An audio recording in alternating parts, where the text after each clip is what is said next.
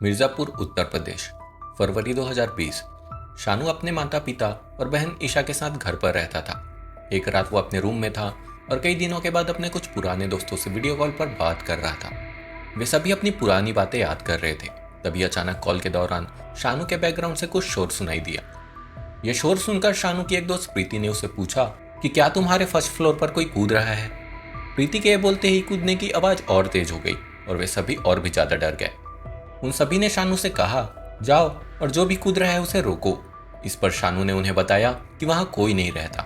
पिछले महीने शेफाली आंटी और वरुण अंकल के बीच बहुत बड़ा झगड़ा हुआ था। वे हमारे किराएदार थे और यह उनका रोज का ही सीन था।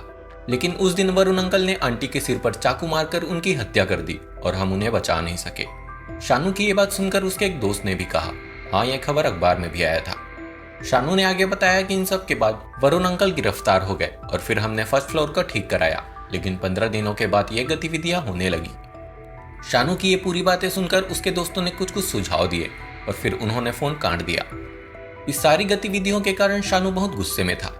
दरअसल 4 दिन पहले शानू की मां ने उसे चेतावनी भी दी थी कि वो फर्स्ट फ्लोर पर ना जाए, लेकिन इस बार उसका गुस्सा कुछ ज्यादा ही था और उसने गुस्से में आकर ऊपर जाकर देखने का फैसला किया कि यह सब कौन कर रहा है। फर्स्ट फ्लोर का एंट्रेंस शानू के गेट के बाहर था, तो उसने फ्लैशलाइट ऑन किया और पहली मंजिल की ओर चलना शुरू कर दिया। फर्स्ट फ्लोर पर जाते हुए वो अपने दिल की धड़कन साफ सुन सकता था। जैसे ही उसने कमरे के अंदर कदम रखा, उसे भारीपन का एहसास हुआ और उसने कांपती आवाज में कहा, कौन है।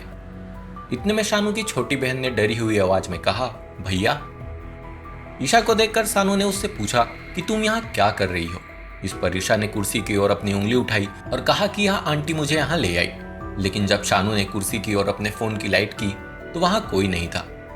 इसके बाद शानू ने ईशा का हाथ पकड़ा और उसे सीढ़ियों की ओर ले जाने लगा। तभी अचानक ईशा गायब हो गई।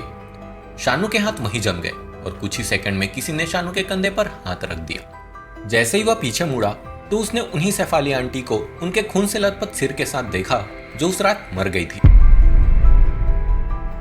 अपनी पूरी हिम्मत जुटाकर उसने पूछा कि आप यहाँ क्यों हो। तब शेफाली ने जवाब दिया, क्योंकि मैं यहाँ रहती हूँ। और यह कहकर वह जोर जोर से हंसने लगी। डर के मारे शानू फौरन आंगन की ओर भागा और जैसे ही वो वहां पहुंचा, उसने देखा कि शेफाली ईशा को बालकनी से धक्का दे रही है। यह देखकर वह जोर से चिल्लाया और चीख से उसके माता पिता बाहर आ गए। लेकिन तभी अचानक सब कुछ गायब हो गया।